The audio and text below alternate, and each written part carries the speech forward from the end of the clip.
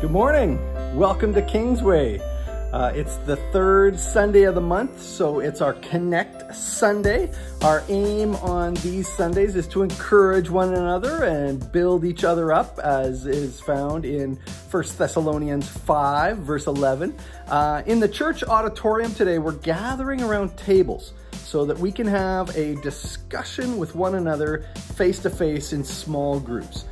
In the month of September, we've been reading through the book of Romans together, and today in the church building, we'll be looking at Romans chapter 12 and doing a bit of Bible study around our tables.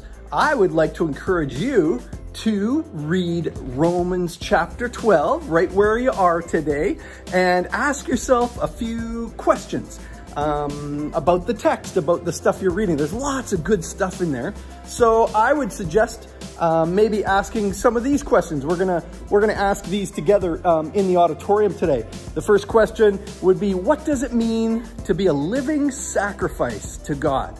You can find that in verse number 1 of Romans chapter 12. Another one would be, what are the patterns of this world and how important are my actions in becoming more like Jesus Christ?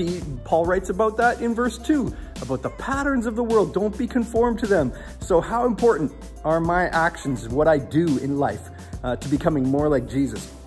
Another question would be, there's a list of gifts in verses 6, 7, and 8. And one of those questions would be, which gifts resonate with you? What do you think you have in your life that are like those gifts? What gifts do you see in the people around you? Maybe there's someone with you watching right now, and you can kind of look at each other and say, okay, well, let's read verse 6, 7, and 8 and see what gifts are there, and maybe what you have, what I have, and talk about it.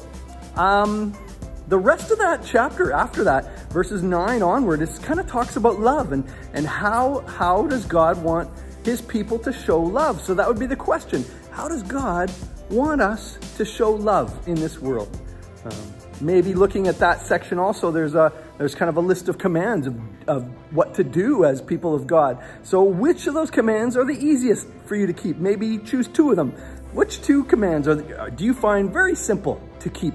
And maybe which 2 commands do you find difficult to keep?